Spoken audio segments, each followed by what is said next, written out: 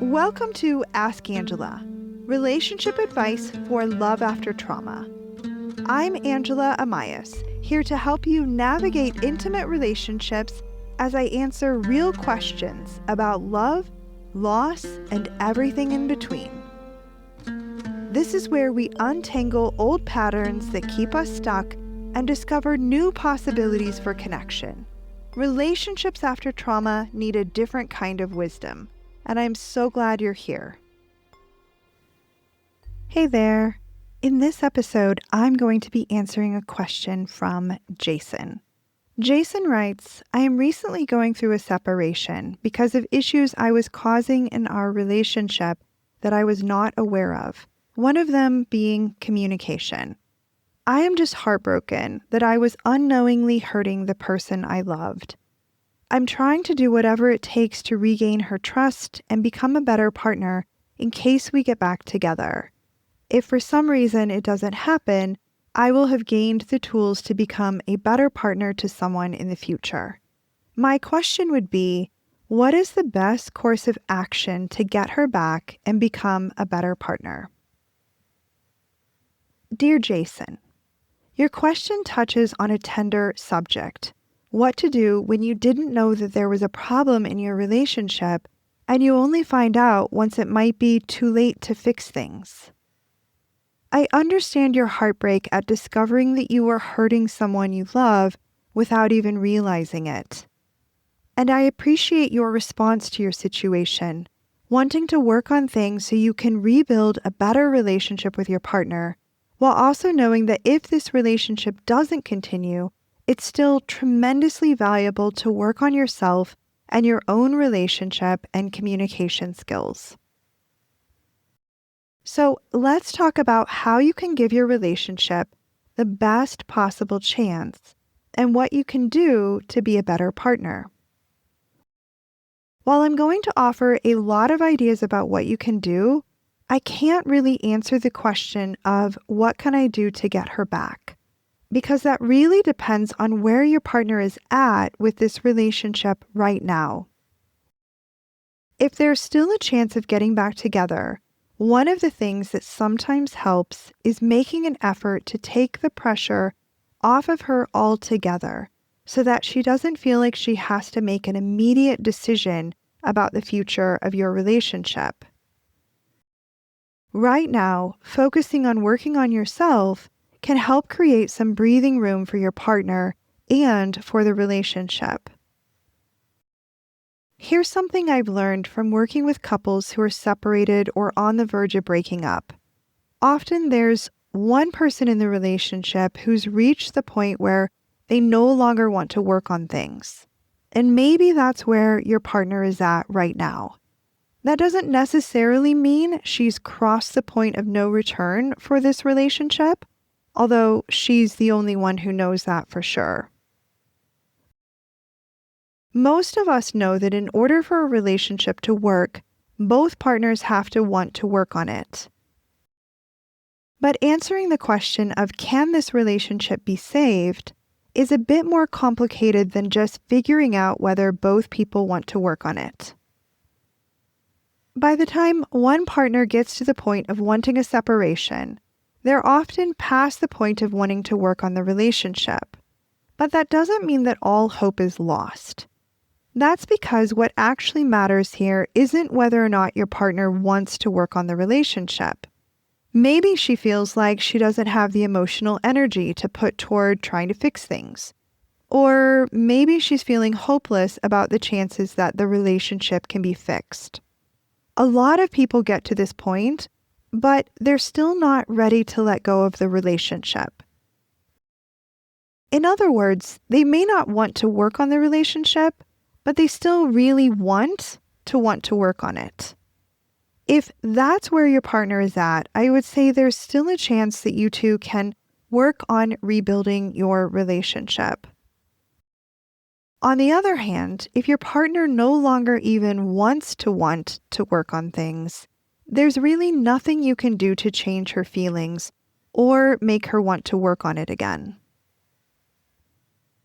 If your partner is leaning toward ending the relationship, you might feel the impulse to try to convince her that you'll change and to give you another chance and some time. In other words, you might try to change her mind. Most people in your shoes feel this urge to try to convince their partner not to end the relationship. They might summon up lots of reasons and arguments to support their case. If they're desperate, they might even try to use guilt to get their partner to keep the relationship going. And while this urge is completely understandable, it nearly always tends to backfire and actually squash any possibility that a partner might decide to try working on the relationship instead of ending it. That's because trying to argue for the relationship ends up putting your partner in the position of having to argue for why it should end. That's not what you want, obviously. Trying to convince a partner to stay also tends to backfire in relationships where a partner hasn't felt heard. So while you might have that impulse to try to convince your partner to work on things, it may be more effective to just try listening to her and listening to as much as she's willing to say about what wasn't working in your relationship.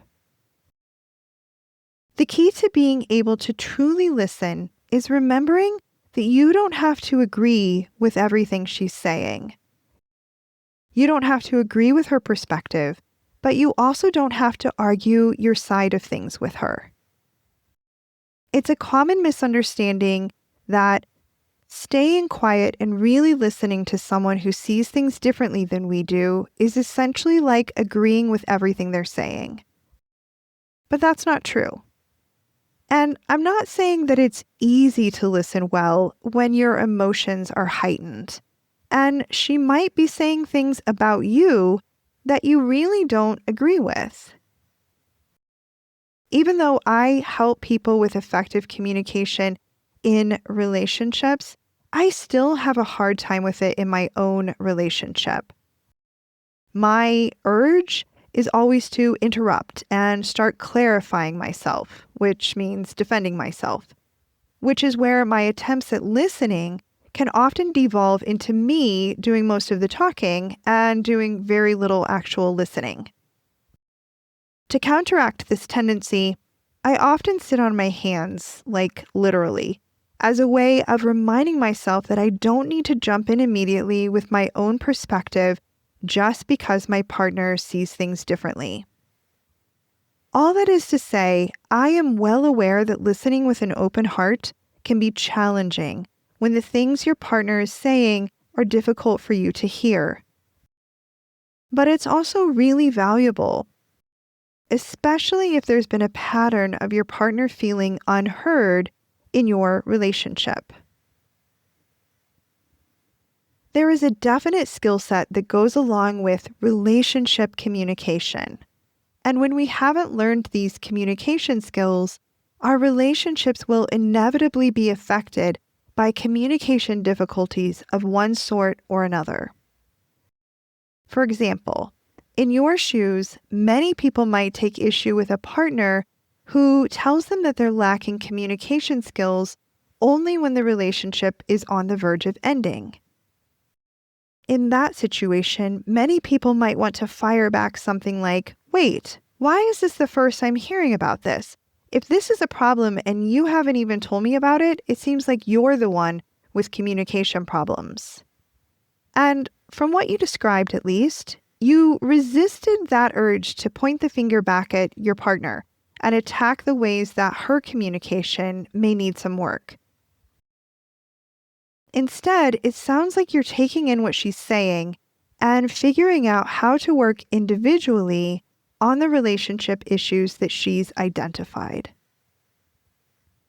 When one person is on the fence about continuing a relationship, as strange as it might sound, it's not the time to initiate work on the relationship. Instead, it's time to get clarity. It's a time to understand more clearly what's gone wrong and to pinpoint your personal role in what's gone wrong. That doesn't mean that it's about taking the blame. or acting as though all the relationship problems were your fault. In any non-abusive relationship that's not working, both partners play a role and make a contribution to problematic relationship patterns and dynamics. But when you want to save your relationship, the first step is looking at the changes that you want to make for yourself. If your partner also decides that she wants to work on the relationship too, that's great, because then there can be a mutual exploration in which both of you consider how you've each contributed to the relationship not working. So here are 3 steps that you can take right now. The first step is just to solicit your partner's full feedback if you haven't already. From her perspective, and again, you don't have to agree with her fully, what does she see as the main issues in your relationship? When she said that your communication was a problem, what did she mean specifically? Was it that you don't communicate openly? Or you use harsh ways of communicating that have caused hurt in the relationship? Or you haven't listened to her? Once you have a clearer sense of how your way of being in the relationship contributed to her deciding that she needed a separation, you'll be ready to move on to step 2. And step 2 is self-reflection. Of everything your partner shared about her perspective on why the relationship wasn't working, what do you agree with? While the first step was all about listening and setting aside the question of whether you agree with her or not, step 2 is all about looking for areas of agreement. You're looking for all the places where her perspective and your perspective overlap. This is really important because our tendency when a partner says things that we don't want to hear is to look for the flaws in what they're saying. The places where our partner got things wrong, or where our partner was unfair to us, or where they really need to look at their own behavior and how they're part of the problem. In other words, our tendency is to focus on what we don't agree with. And by doing that, we miss a major opportunity to understand ourselves and our partner better. So in this step, just focus on trying to see things from your partner's perspective and identify those areas you now recognize that you need to work on in order to be the kind of loving partner you'd like to be. Step 3 is creating an action plan. If your partner is unsure whether she wants to work on things, or even if she's pretty sure she doesn't, now is the time to take what you've learned through step 2 and figure out what relationship skills you'd like to improve and how you're going to start working on these skills. This step also applies if your partner has decided to end the relationship. But in that case, it's important to first give yourself time to grieve before focusing on building new relationship skills. I've observed that many individuals whose partners announce their desire for separation will immediately panic and try to implement an emergency action plan without pausing to think things through. They start doing anything they can think of to reverse their situation and get the relationship back to how it was before. That's how people end up trying to pressure or convince their partner to change their mind about the separation or breakup, which most often has the outcome of pushing their partner even further away. But in reality, the relationship as it was before wasn't working, so going back isn't ideal. The relationship needs to change. And if you stay together, your relationship probably will change into something better for both of you. Insight before action is my motto. That's why listening and self-reflection in those first 2 steps is so incredibly important. Once you've heard your partner out and you've taken the time to identify the areas where you can really see where she's coming from, then you're ready to start the process of taking action. You'll still need to spend more time gaining insight before you know what actions to take. The way to gain insight is to begin asking yourself some questions about what's behind your patterns and behaviors in your intimate relationship. So, for example, let's say that as part of step 1, your partner told you that your biggest problem with communication is that you don't listen to her. Whenever she tries to express how she feels or how she sees things, you immediately start telling her why she's wrong to feel that way or why she's wrong to see things the way she sees them. And when you went through step 2, you could see that there was a lot of truth to her perspective. So now you can ask yourself the question, why do I do that? Now, I don't mean asking yourself, why do I do that in the sense of being self-critical, like, what the hell is wrong with me that I do that? What I mean is asking with genuine curiosity, why do I do that? When you ask yourself this question with curiosity, you will learn something new about yourself. It might take some time for an insight to come, but I found in my work that answers will always come when people are curious and patient with themselves. They always learn something new about themselves. But fair warning, the things we learn about ourselves when we're open and curious aren't always pleasant. When we are genuinely engaged in building more self-awareness and interrupting the kinds of behaviors that can be destructive to our relationships, sometimes what we learn might be painful. For example, we might discover that, oh, I react so strongly when my wife tries to talk about her feelings because I immediately feel a wave of shame, like I've done something wrong. And then I feel blamed, and then I get angry. But until we understand these sorts of things about our own reactions and relationship patterns, things can't get better in our relationships. For you, whatever patterns you uncover as you work through this process would otherwise most likely continue to repeat in this relationship or in your next relationship. When we don't understand why we react the ways we do, we don't know how to change our responses to something more conducive to having happy, healthy relationships. Here's another example of what this process of gaining insight might look like. Let's say that you learn from your partner that what she means by communication problems is that you never talk about your feelings. And when you start to self-reflect on this and ask, why is that? As a way to get more insight into yourself, you realize that you don't have a clear sense of how to even identify your feelings. And when you ask yourself again, why is that? You realize that it likely has something to do with growing up in a family where feelings were never talked about. You realize that you missed out on the experience of having a parent or another adult who could help you work through your feelings or put words to what you were feeling.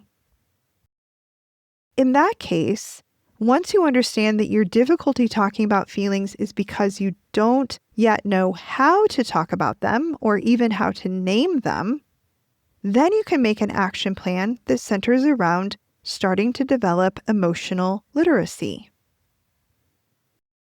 One last thing. I deeply believe in the value of approaching intimate relationships as learning opportunities.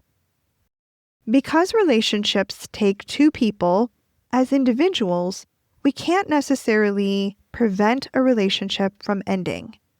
And when an ending isn't what we would have chosen if we got to decide, we can still approach that ending as a chance to understand more about what went wrong. Then we can use that information to give ourselves a better chance in our next relationship. In this way, there's no such thing as wasting your time or investing your energy in the wrong relationship. Painful relationship experiences are invitations for us to grow. Sometimes that growth happens as a couple, and other times we are doing that work separately as individuals. It sounds like you're on the right path with understanding that this is an opportunity for you to grow and develop the relationship skills that you now know that you want to have. And on that note, Jason, I am wishing you the very best in learning what you need to learn and growing toward becoming the kind of intimate partner you want to be. And on that note, listener, thanks for tuning in. That's it for this episode of Ask Angela, Relationship Advice for Love After Trauma. If something in this episode resonated with you, come join the conversation at askangela.co.